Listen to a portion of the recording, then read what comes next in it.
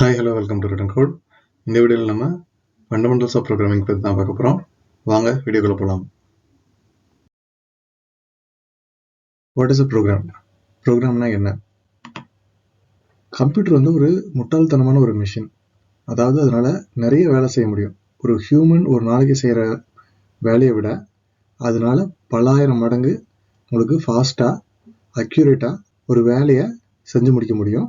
ஆனால் ஏன் செய்கிறோம், எதுக்கு செய்கிறோம், எப்படி செய்கிறோம் அப்படின்றத வந்து அதனால தீர்மானிக்க முடியாது. கம்ப்யூட்டர் வந்து உங்களுக்கு நம்ம என்ன சொல்கிறோமோ அதை அப்படியே செய்யும். ஆனால் அதனால் தனியாக சொந்தமாக எந்த முடிவும் எடுக்க முடியாது. சரி, இப்போ நம்ம வந்துட்டு இந்த கம்ப்யூட்டருக்கு என்ன செய்யணும், எப்படி செய்யணும், எப்போ செய்யணும் அப்படின்றத நம்ம எப்படி சொல்லணும் அப்படின்னா அதுக்கு புரிகிற மாதிரி சொல்லணும். அதுக்கு புரிகிற மாதிரி சொல்லணும் அப்படின்னா நம்ம பேசுகிற இங்கிலீஷ் தமிழ்லாம் வந்துட்டு உங்களுக்கு கம்ப்யூட்டருக்கு புரியாது. கம்ப்யூட்டருக்கு புரிஞ்சது எல்லாமே வந்து 0வும் 1ஸும் மட்டும்தான். ஸோ 0 and 1 அப்படின்னா அதுக்கு பேர் என்ன சொல்லுவாங்க அப்படின்னா மெஷின் கோட் அப்படின்னு சொல்லுவாங்க.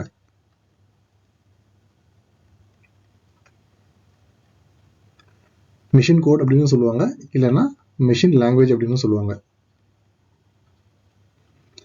பட் ஆனால் ஹியூமன்ஸ்க்கு பார்த்தீங்க அப்படின்னா நமக்கு இங்கிலீஷ் தமிழ் அப்படின்னு நம்ம நார்மலாக பேசுகிற லாங்குவேஜஸ் மட்டும்தான் தெரியும்.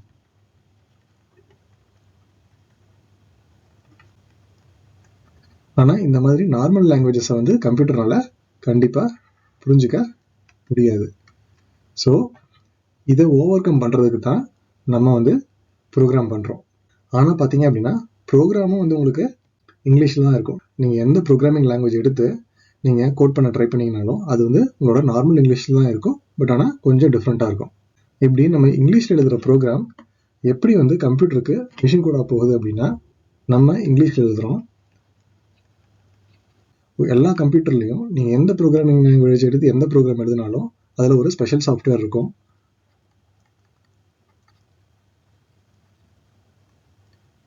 அந்த சாஃப்ட்வேருக்கு பேர் கம்பைலர் இல்லை இன்டர்பிரட்டர். இந்த சாஃப்ட்வேர் வந்து உங்களுக்கு என்ன பண்ணும் அப்படின்னா உங்களோட ப்ரோக்ராமை ரீட் பண்ணி அந்த ப்ரோக்ராமை அப்படியே மிஷின் கூட கன்வெர்ட் பண்ணி மிஷினுக்கு கொடுக்கும். அதை கேட்டுட்டு மிஷின் வந்து உங்களுக்கு நீங்கள் என்ன டாஸ்க்கு எப்போ செய்யணும், எப்படி செய்யணும்னு அதில் கொடுத்துருக்கீங்களோ அதுபடி உங்களுக்கு அந்த மிஷின் வேலை செய்யும். இதுதான் வந்து ப்ரோக்ராம்.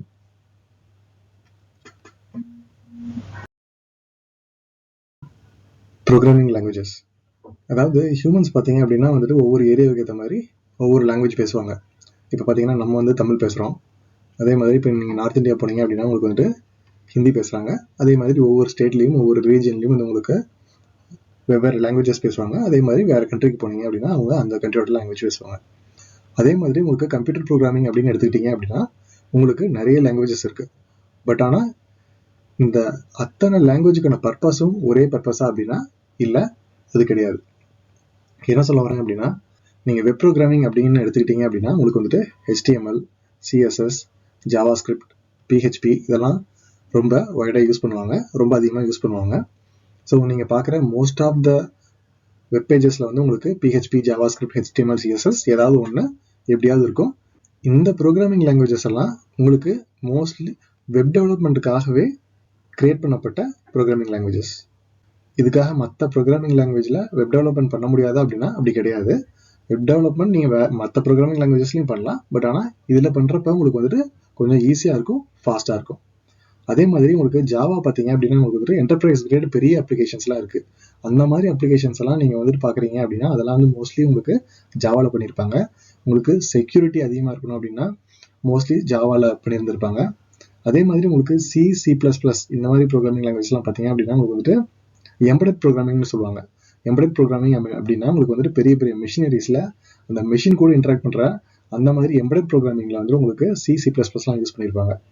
அதே மாதிரி லேட்டஸ்ட்டாக உங்களுக்கு வந்து இப்போ ட்ரெண்டில் இருக்கிறது வந்து பைத்தன் பார்த்தீங்க அப்படின்னா உங்களுக்கு வந்துட்டு டேட்டா சயின்ஸ் அந்த மாதிரி இது உங்களுக்கு டேட்டா ரிலேட்டட் டொமைன்ஸ்லாம் வந்து உங்களுக்கு பைத்தன் வந்து ரொம்ப அதிகமாக யூஸ் பண்ணுறாங்க.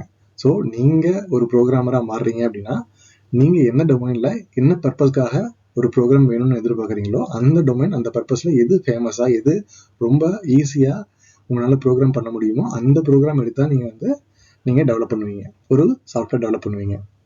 SQL கூட வந்து உங்களுக்கு ஒரு ப்ரோக்ராமிங் லாங்குவேஜ் தான். SQL அப்படின்னா ஸ்ட்ரக்சர்ட் குவரி லாங்குவேஜ் அப்படின்னு அர்த்தம்.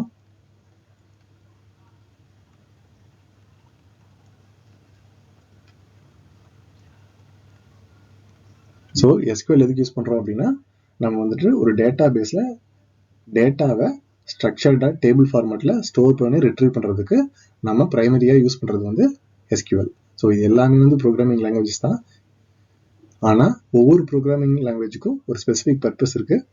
அந்த ஸ்பெசிஃபிக் பர்பஸில் அந்த ப்ரோக்ராமிங் லாங்குவேஜ் வந்து மற்ற ப்ரோக்ராமிங் லாங்குவேஜோட நல்லா பெர்ஃபார்ம் பண்ணும். அடுத்து நம்ம பார்க்க போகிறது கம்பைலர்ஸ் அண்ட் இன்டர்பிரிட்டர்ஸ். அதான கம்பைலர்ஸ் அண்ட் இன்டர்பிரிட்டர்ஸ், அதாவது நம்ம எழுதுகிற ப்ரோக்ராம் கம்ப்யூட்டருக்கு புரிகிற மாதிரி மிஷின் கோடா மிஷின் லாங்குவேஜாக கன்வெர்ட் பண்ணி அந்த மிஷினுக்கு அது புரிகிற மாதிரி சொல்கிறது, அதுக்கு பேர் தான் கம்பைலர்ஸ் அண்ட் இன்டர்பிரிட்டர்ஸ். சரி, ஒன்று நம்ம கம்பைலர் வச்சுக்கலாம், இல்லை இன்டர்பிரிட்டர் வச்சுக்கலாம். எதுக்கு நம்ம ரெண்டையுமே வச்சுக்கணும்? இந்த கம்பைலர்ஸ் அண்ட் இன்டர்பிரிட்டர்ஸ் ரெண்டுமே ஒரே வேலையை செஞ்சாலும் அது செய்கிற விதம் அப்படின்றது வந்து உங்களுக்கு டோட்டலாக டிஃப்ரெண்ட்டாக இருக்கும். For example, Java programming language எடுத்துக்கிட்டீங்க அப்படின்னா அது வந்து கம்பைலரில் ஒர்க் ஆகுது.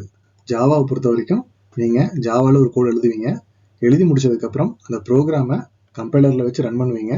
கம்பைலரில் வச்சு நீங்கள் ரன் பண்ணீங்க அப்படின்னா அது வந்து உங்களுக்கு ஒரு கம்பைல்டு ப்ரோக்ராமை கொடுக்கும். நீங்கள் ரன் பண்ணுறப்ப அந்த கம்பைல்டு ப்ரோக்ராமை தான் நீங்கள் ரன் பண்ணணும். அந்த கம்பைல்டு ப்ரோக்ராமை நீங்கள் ரன் பண்ணீங்க அப்படின்னா தான் உங்களுக்கு வந்துட்டு அது உங்களுக்கு என்ன நீங்கள் ஸ்டெப்ஸ் சொல்லியிருந்தீங்களோ அந்த ஸ்டெப்ஸை உங்களுக்கு கம்ப்யூட்டர் எக்ஸிக்யூட் பண்ணணும். ஆனால் இதுவே நீங்கள் வந்துட்டு பைத்தான், பிஹெச்பி போன்ற ப்ரோக்ராமிங் லாங்குவேஜ்லாம் எடுத்துக்கிட்டீங்க அப்படின்னா அது வந்து உங்களுக்கு இன்டர்மீடியட்டாக எந்த ஒரு கோடையுமே ஜென்ரேட் பண்ணாது. நீங்கள் ப்ரோக்ராமை டைப் பண்ண அதை நீங்கள் வந்துட்டு இன்டர்பிரிட்டர் ரன் பண்ணி கரெக்டாக ராங்க அப்படின்றத நீங்கள் தெரிஞ்சுக்கலாம். ஸோ கம்பைலர்ஸ் பொறுத்த வரைக்கும் உங்களுக்கு வந்துட்டு ஒரு கம்ப்ளீட் ப்ரோக்ராம் இருந்தால் மட்டும்தான் அந்த ப்ரோக்ராம் வந்து நீங்கள் ரன் பண்ண முடியும். ஆனால் இன்டர்பிரிட்டரில் உங்களுக்கு கம்ப்ளீட் ப்ரோக்ராம் இருக்கணும்னு அவசியம் கிடையாது. நீங்கள் பார்ட் பை பார்ட்டாக கூட லைன் பை லைனாக கூட நீங்கள் ஒரு ப்ரோக்ராம் எழுதி நீங்கள் வந்துட்டு அதை கம்பைல் பண்ணிக்கலாம். கம்பைல்டு ப்ரோக்ராமிங் லாங்குவேஜஸை விட இன்டர்பிரிட்டர் ப்ரோக்ராமிங் லாங்குவேஜஸ் உங்களுக்கு கொஞ்சம் ஈஸியாக இருக்கும். கம்பைல்டு ப்ரோக்ராம்ஸ் வந்து மோஸ்ட்லி உங்களுக்கு வந்து ஒரு இன்டர்மீடியட் ஃபைலை கிரியேட் பண்ணும். இன்டர்பிரிட்டர் ப்ரோக்ராமிங் லாங்குவேஜஸில் வந்து உங்களுக்கு இன்டர்மீடியட்டாக எந்த ஃபைலும் கிரியேட் ஆகாது. நீங்கள் எழுதுகிற ப்ரோக்ராம் அப்படியே ரன் பண்ணலாம். அதே மாதிரி உங்களுக்கு கம்பைல்டு ப்ரோக்ராமிங் லாங்குவேஜஸில் கண்ட்ரோல் ஸ்டேட்மெண்ட்ஸ், இஃப் ஸ்டேட்மெண்ட்ஸ், இந்த மாதிரி ஸ்டேட்மெண்ட்ஸ்லாம் வந்து உங்களுக்கு ரொம்ப ஃபாஸ்ட்டாக ரன் ஆகும்.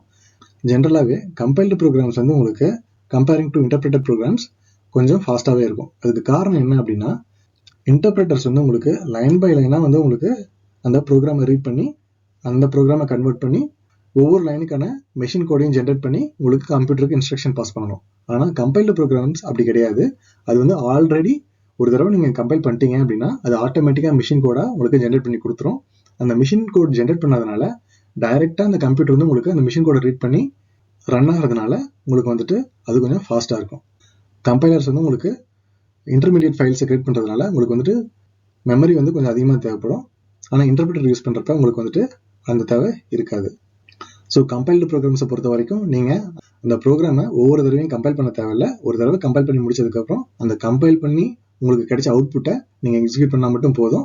உங்களுக்கு ஏதாவது சேஞ்ச் இருந்தால் மட்டும் நீங்கள் அந்த ப்ரோக்ராம் சேஞ்ச் பண்ணி மறுபடியும் கம்பைல் பண்ணுற மாதிரி இருக்குமே தவிர, நீங்கள் எழுதின கோடை வந்து ஒரு தடவை கம்பைல் பண்ணி இன்டர்மீடியட் ஃபைல் ஜென்ரேட் பண்ணிட்டீங்க அப்படின்னா உங்களுக்கு வந்துட்டு அதுக்கப்புறம் நீங்கள் எத்தனை தடவை அந்த ப்ரோக்ராமில் ரன் பண்ணணும்னு நினைச்சாலும் கம்பைலர் கிரியேட் பண்ண ஃபைலை மட்டும் நீங்கள் ரன் பண்ணால் போதும். நீங்கள் ப்ரோக்ராமை ரன் பண்ண தேவையில்லை. இன்டர்பிரிட்டரை பொறுத்த வரைக்கும் அதோட அட்வான்டேஜும் அதுதான், டிஸ்அட்வான்டேஜும் அதுதான்.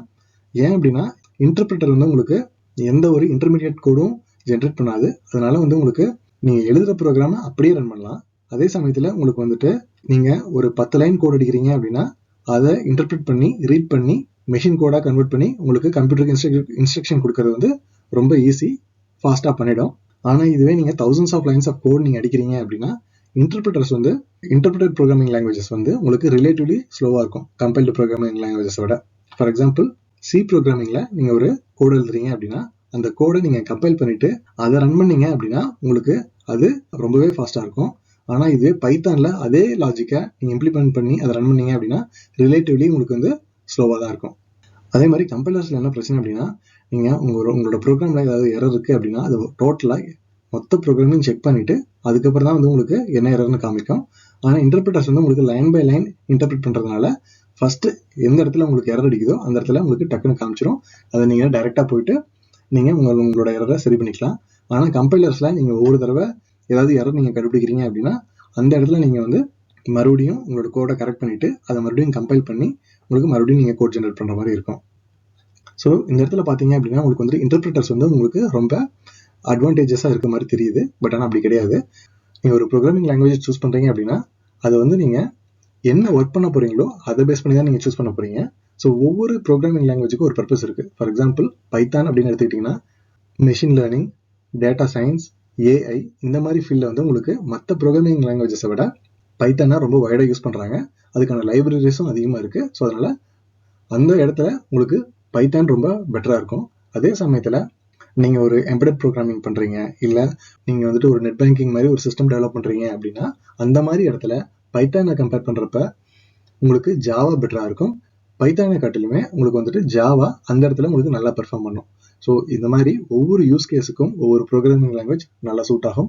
அந்த ப்ரோக்ராமிங் லாங்குவேஜை சூஸ் பண்ணி நீங்கள் உங்களோட அப்ளிகேஷனை டெவலப் பண்ணலாம். ஃபார் எக்ஸாம்பிள் நீங்கள் வெப் அப்ளிகேஷன்லாம் போகிறீங்க அப்படின்னா கண்டிப்பாக HTML, CSS, ஜாவாஸ்கிரிப்ட்லாம் தெரிஞ்சிருக்கணும்.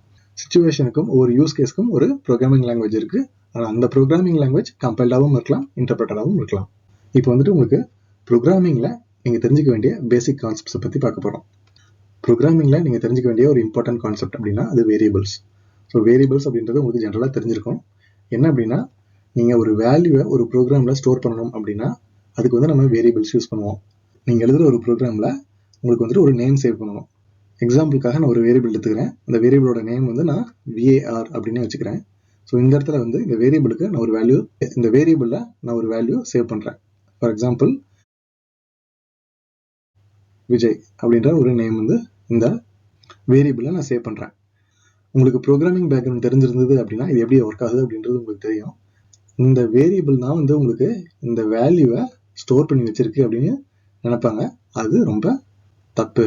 காரணம் என்ன அப்படின்னா ஒரு வேரியபிளை நீங்கள் ஒரு வேரியபிளை டிக்ளேர் பண்ணுறீங்க அப்படின்னா இந்த கம்ப்யூட்டர் என்ன பண்ணும் அப்படின்னா ஒரு மெமரி லொக்கேஷன் கிரியேட் பண்ணும். உங்களோட கம்ப்யூட்டரோட மெமரியில் இந்த லொக்கேஷனை கிரியேட் பண்ணிட்டு இந்த மெமரிக்கான ரெஃபரன்ஸ், அதாவது இந்த வேரியபிள் வந்து என்ன பண்ணும் அப்படின்னா உங்களோட வேல்யூவை டைரெக்டாக ஸ்டோர் பண்ணாமல் அந்த மெமரிக்கு பாயிண்ட் பண்ணும். அப்புறம் அந்த கம்ப்யூட்டர் என்ன பண்ணும் அப்படின்னா இந்த மெமரியில் நீங்கள் என்ன வேல்யூ ஸ்டோர் பண்ணணும்னு நினச்சிங்களோ அந்த வேல்யூ கொண்டு வந்து இங்கே ஸ்டோர் பண்ணிடும். ஸோ நீங்கள் டைரெக்டாக இந்த வேல்யூவை உங்களோட வேரியபிளில் ஸ்டோர் பண்ணல, இந்த வேரியபிளுக்கு ஒரு மெமரி லொக்கேஷன் கிரியேட் பண்ணுது. அந்த மெமரி லொக்கேஷனில் என்ன வேல்யூ இருக்கோ அந்த வேல்யூவை தான் உங்களுக்கு வந்துட்டு இந்த வேரியபிளில் ஸ்டோர் ஆகிருக்கிற மாதிரி நமக்கு காமிக்குது. சரி, ஃபார் எக்ஸாம்பிள் VAR அப்படின்ற வேரியபிளுக்கு நீங்கள் வேற ஒரு வேல்யூவை சேஞ்ச் பண்ணுறீங்க. அதாவது இப்போ VAR is equal to Ajith அப்படின்னு நீங்கள் கொடுக்குறீங்க அப்படின்னா கம்ப்யூட்டரில் என்ன நடக்கும் அப்படின்னா VAR அப்படின்ற இந்த வேரியபிள் பாயிண்ட் பண்ணிட்டு இருக்கிற மெமரி லொக்கேஷனில் உங்களுக்கு முன்னாடி இருந்த வேல்யூ எரேஸ் ஆகிட்டு அந்த இடத்துல உங்களுக்கு அப்படின்ற இந்த புது வேல்யூ சேவ் ஆகிடும். நெக்ஸ்ட் டைம் இந்த VAR அப்படின்ற வேரியபிளை நீங்கள் ரீட் பண்ணுறப்ப உங்களுக்கு கிடைக்கிற வேல்யூ என்னவா இருக்கும்? அஜித் அப்படின்ற வேல்யூவாக இருக்கும். ஏன்னா இந்த VAR வேரியபிள் பாயிண்ட் பண்ணிட்டு இருக்கிற மெமரியில் உங்களுக்கு அந்த வேல்யூ மாறிடுச்சு. ஸோ இப்படி தான் வந்து உங்களுக்கு வேரியபிள்ஸ் வந்து மெமரியில் ஸ்டோர் ஆகுது. அடுத்து நம்ம பார்க்க போகிறது கண்டிஷனல் ஸ்டேட்மெண்ட்ஸ். நீங்கள் வீட்டில் இருக்கும்போது எப்படி இருப்பீங்க? வீட்டில் இருக்கும்போது நம்ம ரொம்ப ஃப்ரீயாக இருப்போம், ஏன்னா அது நம்மளோட வீடு. ஆனால் இதுவே நீங்கள் போலீஸ் ஸ்டேஷனுக்கு போனீங்க அப்படின்னா எப்படி இருப்பீங்க? போலீஸ் ஸ்டேஷனுக்கு நம்ம எதுக்கு போயிருக்கின்றது ரொம்ப முக்கியம். நம்ம எதுக்காக போயிருந்தாலும் நம்ம வீட்டில் இருக்க மாதிரியே வந்து நம்ம போலீஸ் ஸ்டேஷனில் இருக்க முடியாது. அதே மாதிரி நீங்கள் ஒரு ஹாஸ்பிட்டலுக்கு போகிறீங்க அப்படின்னா அங்கே நீங்கள் எப்படி இருக்கணும் அப்படின்றது வந்து உங்களுக்கு ஒரு இது இருக்குது. அதே மாதிரி உங்களுக்கு நீங்கள் ஸ்கூலுக்கு போகிறீங்க, ஸ்கூலுக்கோ இல்லை காலேஜுக்கோ போகிறீங்க அப்படின்னா நீங்கள் அந்த இடத்துல எப்படி பிஹேவ் பண்ணணும் அப்படின்றது உங்களுக்கு ஒரு செட் ஆஃப் ரூல்ஸ் இருக்குது. அதுதான் உங்களுக்கு கண்டிஷன்ஸ். அதாவது நீங்கள் எங்கே இருக்கீங்க அப்படின்றத பொறுத்து நீங்கள் உங்களை அதுக்கேற்ற மாதிரி மாற்றிக்கிறீங்க அப்படின்றதுக்கு பேர் தான் கண்டிஷன்ஸ். அதாவது கண்டிஷனல் சேஞ்சஸ்ன்னு சொல்லலாம். அதே மாதிரி ப்ரோக்ராமிங்லேயும் வந்து நமக்கு கண்டிஷனல் ஸ்டேட்மெண்ட்ஸ் ரொம்ப முக்கியம். ஏன் அப்படின்னா நம்ம ஒரு ப்ரோக்ராமை ரன் பண்ணுறப்ப மல்டிபிள் வேல்யூஸ் வரலாம். இல்லை ஒரு ப்ரோக்ராம் வந்து நீங்கள் ரைட் பண்ணுறப்பவே உங்களுக்கு வந்துட்டு நீங்கள் எக்ஸ்பெக்ட் பண்ணி இந்தந்த வேல்யூஸ்லாம் வந்துச்சு அப்படின்னா இந்த மாதிரி பிஹேவ் பண்ணணும் அப்படின்னு நீங்கள் ஒரு செட் ஆஃப் ரூல்ஸ் கொடுத்துருக்கலாம். சரி, ஃபார் எக்ஸாம்பிள் நீங்கள் ஒரு ப்ரோக்ராம் எழுதுறீங்க. அந்த ப்ரோக்ராமோட மெயின் பர்பஸ் என்ன அப்படின்னா ஒரு ஸ்கூலில் இருக்கிற செட் ஆஃப் ஸ்டூடெண்ட்ஸ் ஒரு செட் ஆஃப் கிளாஸ் ரூம்னு எடுத்துக்கலாம். அந்த கிளாஸ் ரூமில் இருக்கிற ஸ்டூடெண்ட்ஸோட மார்க்கெலாம் நீங்கள் ரீட் பண்ண போகிறீங்க. அந்த மார்க்கை வச்சு அவங்க பாஸா ஃபெயிலா அப்படின்றத நீங்கள் சொல்லணும். சரி, ஃபார் எக்ஸாம்பிள், ஒரு ஸ்டூடெண்ட் ஒரு சப்ஜெக்டில் 35 மார்க்ஸ்க்கு மேலே எடுத்திருந்தாரு அப்படின்னா அவர் வந்து பாஸ். இதுவே அவர் வந்து கம்மியாக எடுத்திருக்காரு அப்படின்னா அவர் வந்து ஃபெயில். ஸோ இதுதான் வந்து நம்ம கண்டிஷனல் ஸ்டேட்மெண்ட்ஸ் அப்படின்னு சொல்லுவோம். அதாவது இங்கே அவங்க கொடுக்குற மார்க்கை நம்ம எடுத்து இந்த 35 கூட கம்பேர் பண்ணுவோம். கம்பேர் பண்ணி அந்த 35க்கு கீழே வந்துச்சு அப்படின்னா நம்ம ஃபெயில் அப்படின்னு சொல்லுவோம். அதுவே உங்களுக்கு 35க்கு மேலே வந்துச்சு அப்படின்னா நம்ம பாஸ் அப்படின்னு சொல்லுவோம். இது வந்து உங்களுக்கு சிம்பிளான கண்டிஷனல் ஸ்டேட்மெண்ட்ஸ். இது வந்து நம்ம இஃப் எல்ஸ் ஸ்டேட்மெண்ட்ஸ் அப்படின்னு சொல்லலாம். ஜென்ரலாக பார்த்தீங்க அப்படின்னா கண்டிஷனல் ஸ்டேட்மெண்ட்ஸ் அப்படின்னாலே நம்ம வந்துட்டு இஃப் எல்ஸ் ஸ்டேட்மெண்ட்ஸ் தான் சொல்லுவோம். ஸோ இஃப் எல்ஸ் ஸ்டேட்மெண்ட்ஸ் அப்படின்றது வந்து if the mark is greater than 35, அதாவது இந்த ஸ்டூடெண்ட் வாங்கியிருக்கிற மார்க்கு 35க்கு மேலே இருந்தது அப்படின்னா பாஸ்ன்னு சொல்லுங்க. இல்லை, அதாவது எல்ஸ் அவங்க ஸ்டூடெண்ட் வாங்கியிருக்கிற மார்க் வந்து 35க்கு கீழே இருக்கு அப்படின்னா ஃபெயில்னு சொல்லுங்க. அது எப்படி நம்ம ப்ரோக்ராமில் அச்சீவ் பண்ணலாம் அப்படின்னா இந்த இஃப் எல்ஸ் ஸ்டேட்மெண்ட் மூலமாக அச்சீவ் பண்ணலாம். ஸோ இஃப் எல்ஸ் ஸ்டேட்மெண்ட் மட்டும்தான் வந்து நமக்கு கண்டிஷனல் ஸ்டேட்மெண்ட்டா அப்படின்னா அப்படி கிடையாது. வைடா இஃப் எல்ஸ் ஸ்டேட்மெண்ட்ஸ் யூஸ் பண்ணுவோம். பட் ஆனால் சம்டைம்ஸ் வந்து நம்ம கே ஸ்டேட்மெண்ட்ஸ் யூஸ் பண்ணுவோம். சில இடத்துல அதை வந்து நம்ம ஸ்விட்ச் ஸ்டேட்மெண்ட் அப்படின்னு கூட சொல்லுவாங்க. சில இடங்கள்ல உங்களுக்கு வந்துட்டு டெரினரி ஆப்ரேட்டர் அப்படின்னு ஒன்று இருக்கு. அதுவுமே வந்து உங்களுக்கு ஒரு கண்டிஷனல் ஆப்ரேட்டர் தான். ஸோ இந்த மாதிரி வந்து உங்களுக்கு கண்டிஷனல் ஸ்டேட்மெண்ட்ஸ் ஒவ்வொரு ப்ரோக்ராமிங் லாங்குவேஜுக்கும் ஜென்ரலாக எப்படி இம்ப்ளிமெண்ட் பண்ணியிருக்காங்கிறத பொறுத்து மாறுபடலாம். பட் ஆனால் பொதுவாக எல்லா ப்ரோக்ராமிங் லாங்குவேஜஸ்லையுமே வந்து உங்களுக்கு இஃப் எல்ஸ் கண்டிப்பாக இருக்கும். ஸோ இதுக்கு பேர் தான் கண்டிஷனல் ஸ்டேட்மெண்ட்ஸ். அடுத்து நம்ம பார்க்க போகிறது வந்து லூப்ஸ். அது என்ன லூப்ஸ்? ஜென்ரலாக உங்களுக்கு லூப்ஸ்னால் என்னென்னு தெரிஞ்சிருக்கும். அப்படி இல்லை அப்படின்னா லூப் அப்படின்ற வார்த்தைக்கு ஒரு மீனிங் சொல்லலாம் அப்படின்னா உங்களுக்கு வந்துட்டு சுழற்சி அப்படின்னு சொல்லலாம். அதாவது ஒரே விஷயத்தை திரும்ப திரும்ப செய்கிறது. ஸோ இப்போ வந்து நம்ம ஒரு மனிதர் இருக்காருன்னு வச்சுக்குவோம். அவரோட வீட்டில் இருந்து டெய்லியும் காலையில் எழுந்திரிச்சு ஆஃபீஸ் போகிறாரு. அங்கே ஒர்க் பண்ணுறாரு. அங்கே ஒரு 6 PM மறுபடியும் கிளம்பி வீட்டுக்கே வராரு. இது வந்து உங்களுக்கு ஒரு லூப். அதாவது நீங்கள் ஸ்டார்ட் பண்ணுற இடம் உங்கள் வீடு. அதுக்கப்புறம் நீங்கள் ட்ராவல் பண்ணுறீங்க. ட்ராவல் பண்ணி உங்களோட ஒர்க் லொக்கேஷனை ரீச் பண்ணுறீங்க. அங்கே கொஞ்ச நேரம் ஒர்க் பண்ணுறீங்க. மறுபடியும் ட்ராவல் பண்ணி உங்களுக்கு எங்கே ஸ்டார்ட் பண்ணீங்களோ அதே இடத்துக்கு நீங்கள் திரும்ப வரீங்க. இதுக்கு பேர் தான் லூப்.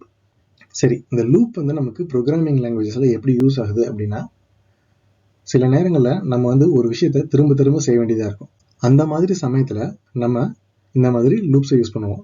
ஜென்ரலாக 2 டைப்ஸ் ஆஃப் லூப்ஸ் இருக்குது. ஒன்று வந்துட்டு ஃபார் லூப், இன்னொன்று வந்து வைல் லூப். முதல்ல ஏன் வந்து இந்த லூப்பை நம்ம யூஸ் பண்ணணும் அப்படின்னு பார்க்கலாம். நீங்கள் ஒரு ப்ரோக்ராமில் ஒரு வேர்டை 10 தடவை டைப் பண்ணணும், பிரிண்ட் பண்ணணும் அப்படின்னு நினைக்கிறீங்க. அதாவது உங்கள் ஒரு ப்ரோக்ராமை ரன் பண்ணி நீங்கள் ஒரு அவுட்புட்டை 10 தடவை ரிப்பீட்டடாக நீங்கள் காமிக்கணும்னு நினைக்கிறீங்க. நம்ம ஹலோ வேர்ல்டுன்னு வச்சுக்கலாம். ஹலோ வேர்ல்டு அப்படின்ற வார்த்தையை நீங்கள் 10 தடவை பிரிண்ட் பண்ணணும் அப்படின்னா அதை பிரிண்ட் பண்ணுறதுக்கு நம்ம பிரிண்ட் ஸ்டேட்மெண்ட் அப்படின்னு யூஸ் பண்ணுவோம். ஜென்ரலாக நம்ம பிரிண்ட் ஸ்டேட்மெண்ட்னு சொல்கிறோம். ஆனால் ஒவ்வொரு ப்ரோக்ராமிங் லாங்குவேஜஸ் சின்டாக்ஸ் டிஃப்ரெண்ட்டாக இருக்கலாம். சரி, இப்போ வந்து நம்ம பிரிண்ட் அப்படின்னு சொல்லி ஹலோ வேர்ல்ட் அப்படின்னு கொடுக்குறோம். இது வந்து உங்களுக்கு இந்த ஹலோ வேர்ல்ட் அப்படின்ற டெக்ஸ்ட்டை மட்டும் நமக்கு பிரிண்ட் பண்ணி காமிக்கும். பட் இதுவே 10 டைம்ஸ் அப்படின்னா இதே சின்டாக்ஸை நம்ம மறுபடியும் வந்து நமக்கு எழுதிட்டு போயிடலாம். பிரிண்ட் ஹலோ வேர்ல்ட் அப்படின்னு சொல்லிட்டு.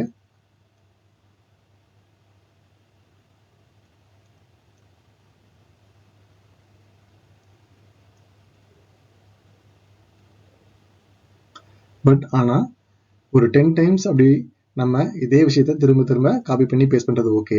பட் இதே இடத்துல ஃபார் எக்ஸாம்பிள் இந்த பிரிண்ட் ஹலோ வேர்ல்ட் அப்படின்றதே நீங்கள் ஒரு 1000 டைம்ஸ் பிரிண்ட் பண்ணணும். அப்போ வந்து உங்களுக்கு இதை வந்து நம்ம 1000 டைம்ஸ் காப்பி பண்ணி பேஸ்ட் பண்ண முடியாது. ஃபார் எக்ஸாம்பிள் உங்களோட ப்ரோக்ராமில் நீங்கள் ஒரு ப்ரோக்ராம் எழுதிருக்கீங்க. அந்த ப்ரோக்ராமை ரன் பண்ணுறப்ப நம்ம எத்தனை தடவை இதை பிரிண்ட் பண்ணணும் அப்படின்றத நம்ம பாஸ் பண்ணி டைனமிக்காக நம்ம பிரிண்ட் பண்ணணும் அப்படின்னா பிரிண்ட் ஸ்டேட்மெண்ட் மட்டும் யூஸ் பண்ணுறதுனால அதை நம்ம அச்சீவ் பண்ண முடியாது. அப்போ நம்ம என்ன யூஸ் பண்ணணும் அப்படின்னா இந்த மாதிரி ஃபார் லூப்போ இல்லை வைல் லூப்பையோ நம்ம யூஸ் பண்ணுற மாதிரி இருக்கும். ஜென்ரலாக நீங்கள் ஒரு கமாண்ட் கொடுக்குறீங்க அப்படின்னா அந்த கமாண்டு எக்ஸிக்யூட் ஆகும் உங்கள் ப்ரோக்ராமில்.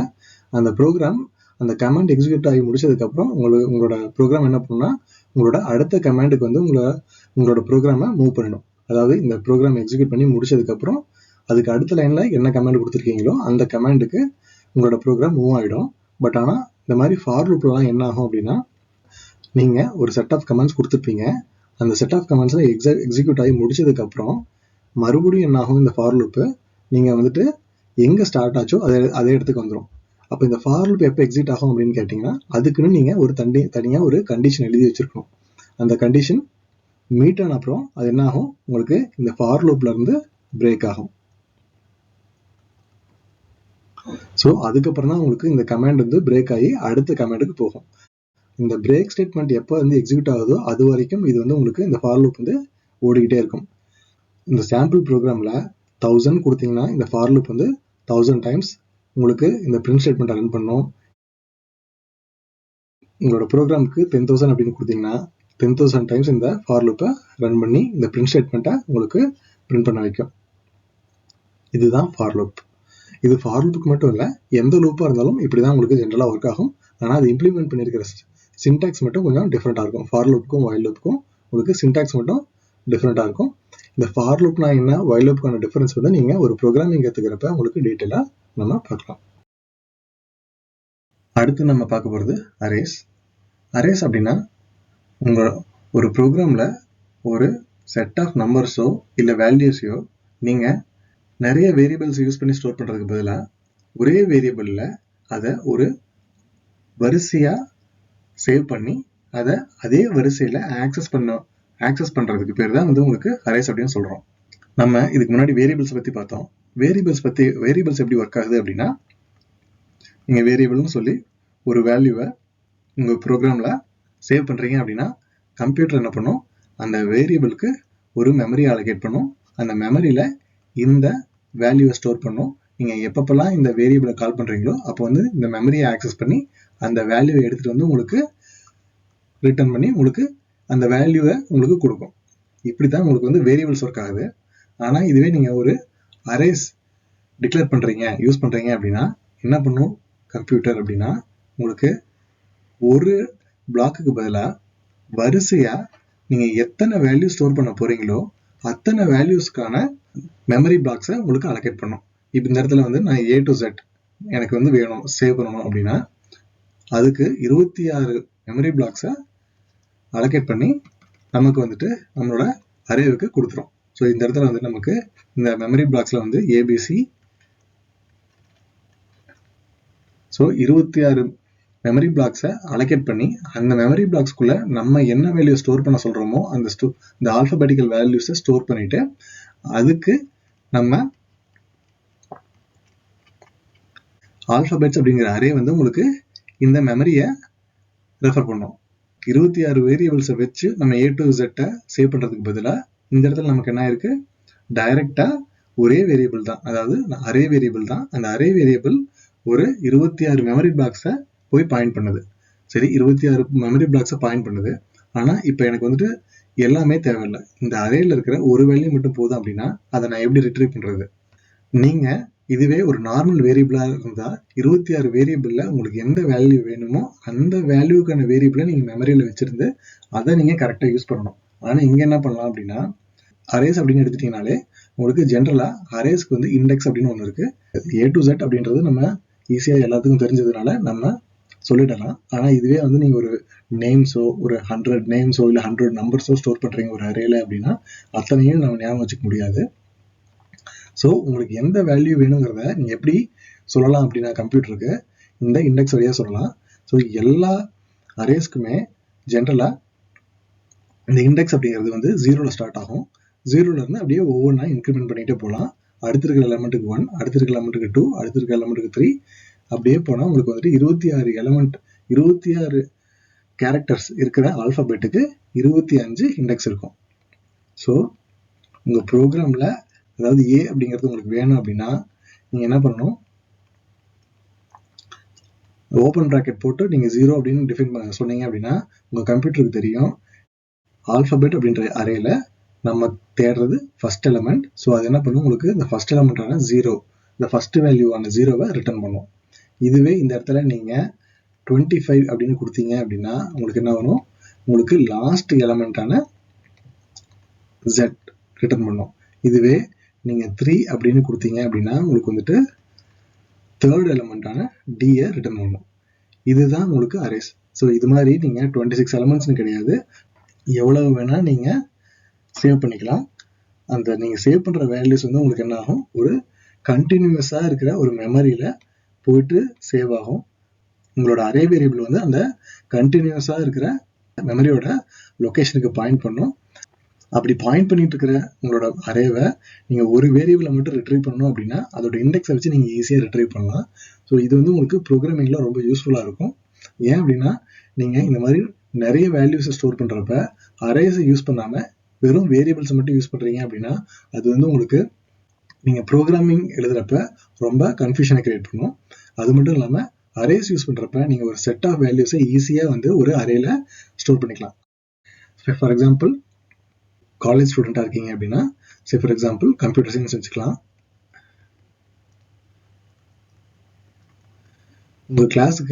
உங்கள் கிளாஸில் ஒரு 20 to 30 ஸ்டூடெண்ட்ஸ் இருக்காங்க அப்படின்னா ஸ்டூடெண்ட்ஸ் அப்படின்னு சொல்லிட்டு நீங்கள் ஒரு அரே கிரியேட் பண்ணி அந்த ஒரு 30 ஸ்டூடெண்ட்ஸோட நேம்ஸையும் இந்த ஸ்டூடெண்ட்ஸ் அப்படின்ற அரேல நீங்கள் சேவ் பண்ணிக்கலாம்.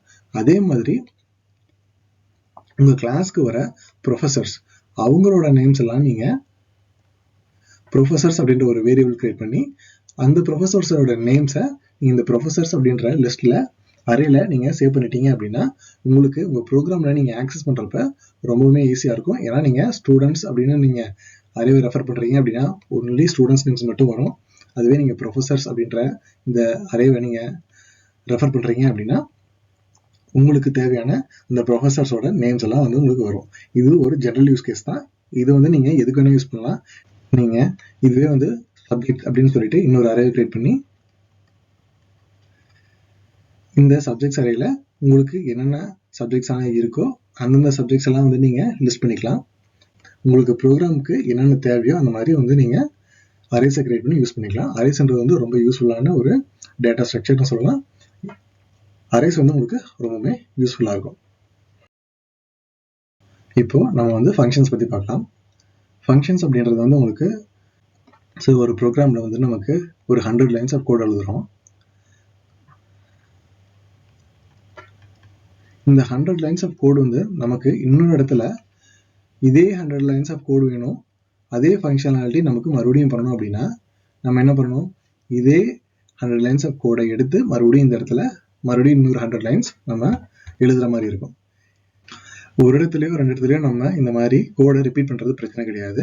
பட் ஆனால் இதுவே நீங்கள் ஒரு 100 இடத்துல இந்த 100 லைன் கோடை நமக்கு யூஸ் பண்ண வேண்டிய தேவை இருக்குது அப்படின்னா அப்போ என்ன ஆகும், உங்களோட ப்ரோக்ராமோட லென்த்து குறைஞ்சபட்சம் ஒரு 10,000 லைன்ஸுக்கு பெருசாகிடும்.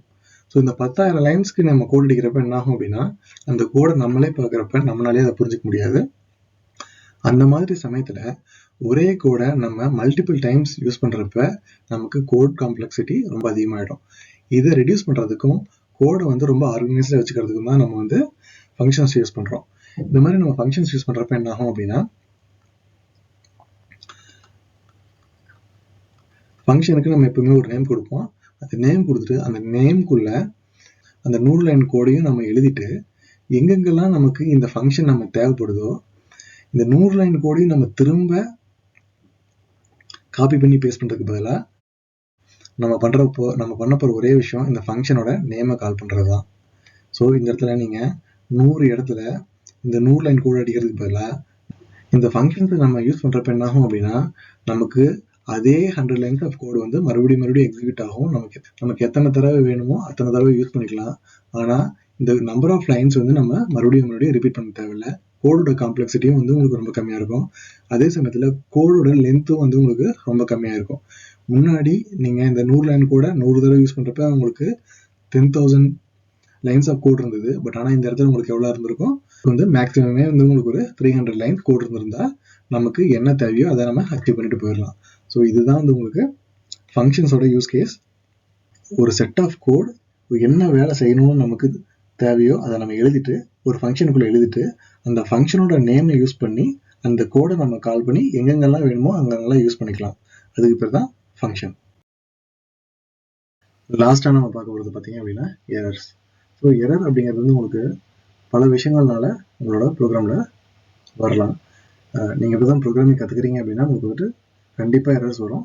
எரர்ஸ் அப்படின்னு சொல்லலாம், இல்லை பக்ஸ் அப்படின்னு சொல்லுவோம் யூஸ்வலாக. ஸோ இந்த எரர்ஸ் வந்து எதனால் வருது அப்படின்னா மோஸ்ட்லி த்ரீ ரீசன்ஸ் அப்படின்னா வந்து உங்களுக்கு ஒன்று சின்டாக்டிக்கல் எரராக இருக்கலாம். சின்டாக்டிக்கல் அப்படின்னா சின்டாக்ஸ், அதாவது நீங்கள் ஒரு ப்ரோக்ராமை இந்த மாதிரி தான் எழுதணும்னு சர்டன் ரூல்ஸ் இருக்குது. ஸோ அந்த ரூல்ஸை தாண்டி இல்லை ஒரு டைப்போ மிஸ்டேக்கோ அந்த மாதிரி வந்து நீங்கள் பண்ணிட்டீங்க அப்படின்னா அது வந்து உங்களுக்கு சின்டாக்ஸ் எரர் அப்படின்னு சொல்லுவோம். ஸோ ஒரு எக்ஸாம்பிளுக்கு சொல்லலாம் அப்படின்னா வந்துட்டு நம்ம வேரியபிள் டிக்ளேர் பண்ணுறது எப்படின்னு உங்களுக்கு தெரியும். அதாவது வேரியபிளுக்கு ஒரு நேம் கொடுப்போம். நான் சும்மா VAR அப்படின்னு கொடுக்குறேன். VAR இஸ் ஈக்குவல் டு நம்ம ஒரு நம்பரோ ஒரு வேல்யூவோ ஒரு ஸ்ட்ரிங்கோ நீங்கள் எது வேணால் கொடுக்கலாம். இந்த இடத்துல VAR இஸ் ஈக்குவல் டு 10 அப்படின்னா இந்த வேரியபிளுக்கு நான் அசைன் பண்ணுற வேல்யூ 10 அப்படின்றது அர்த்தம். நான் என்னோட ப்ரோக்ராம் எழுதுகிற அவசரத்துலையோ ஒரு கவனக்குறைவுனாலையோ VAR -10 அப்படின்னு கொடுத்துட்டேன் அப்படின்னா இந்த இடத்துல எனக்கு என்ன ஆகும், ஒன்று இந்த வேரியபிளோட வேல்யூவை எடுத்து நான் அந்த வேல்யூவில் 10 மைனஸ் பண்ணணும் அப்படின்னு இந்த கம்ப்யூட்டர் புரிஞ்சுக்கும். ஆனால் இந்த இடத்துல நான் என்ன இருக்கும், என்னோட இன்டென்ஷன் வந்து இந்த வேரியபிளை டிக்ளேர் பண்ணி அந்த வேரியபிளுக்கு நான் ஒரு 10 அப்படின்ற வேல்யூவை ஸ்டோர் பண்ணணும் அப்படின்ற நான் நினைச்சது. பட் ஆனால் ஒரு மிஸ்டேக் என்ன ஆயிடுச்சு, ஈக்குவல் டுக்கு பதிலாக நான் -, அப்படின்ற சிம்பிளை போட்டதுனால சின்டாக்ஸ்க்கான மீனிங்கே மாறிடுச்சு. இந்த வேரியபிள் இதுக்கு முன்னாடி டிக்ளேர் ஆகலை அப்படின்னா கம்ப்யூட்டர் என்ன சொல்லுவோம், இந்த வேரியபிளே டிக்ளேர் ஆகலை, இந்த இடத்துல ஏதோ தப்பு இருக்குது அப்படின்னு சொல்லிட்டு உங்களுக்கு இந்த இடத்துல எரர் அடிக்கும். இது வந்து உங்களுக்கு சின்டாக்ஸ் எரர். அடுத்தது ரன் டைம் எரர் அப்படின்னா நீங்கள் ஜென்ரலாக ஒரு ப்ரோக்ராமில் நம்ம மல்டிப்ளிகேஷன் டிவிஷன்லாம் பண்ணியிருப்போம். சிலர் என்ன பண்ணுவாங்க, சம்டைம்ஸ் வந்து உங்களுக்கு சரி நீங்கள் ஒரு ப்ரோக்ராம் எழுதுறீங்க, அந்த 2 நம்பரை நீங்கள் டிவைட் பண்ணுறதுக்கு தான் ஒரு ப்ரோக்ராமே எழுதுறீங்க அப்படின்னா சரி நீங்கள் 100 டிவைடட் பை 1000 அப்படின்னு கொடுக்கலாம். அப்போ உங்களுக்கு வந்து ஒரு வேல்யூ கிடைக்கும். அதே மாதிரி நீங்கள் ஃபார் எக்ஸாம்பிள் 759 டிவைடட் பை 2000 அப்படின்னு எழுதினீங்க அப்படின்னா உங்களுக்கு இதுக்கும் ஒரு வேல்யூ கிடைக்கும். ஆனால் இதுவே 1000 டிவைடட் பை 0 அப்படின்னு போட்டிங்கன்னா உங்களுக்கு வந்துட்டு ப்ரோக்ராம் எரர் கிடைக்கும். இது வந்து உங்களுக்கு ஒரு ரன் டைம் எரர். ஏன்னா உங்களுக்கு வந்துட்டு எந்த ஒரு நம்பரையும் நீங்கள் 0வால் டிவைட் பண்ணீங்க அப்படின்னா அதனால் பண்ண முடியாது. ஏன்னா அது வந்து ஒரு அன்டிஃபைன்ட் இம்பாசிபிள் ஆக்ஷன். ஸோ ஒரு செய்ய முடியாத ஒரு விஷயத்த நீங்கள் கம்ப்யூட்டரை கொடுத்து செய்ய அப்படின்னு சொல்கிறீங்க. அதனால என்ன பண்ணும், உங்களுக்கு கம்ப்யூட்டர் வந்து உங்களுக்கு இது ஒரு எரர் அடிக்கும். இது வந்து உங்களுக்கு ஒரு ரன் டைம் எரர். அடுத்தது லாஜிக்கல் எரர் அப்படின்னா உங்களோட ப்ரோக்ராமில் ஒரு அரே இருக்குது, அதில் ஒரு 5 வேல்யூஸ் இருக்குன்னு வச்சுக்கலாம்.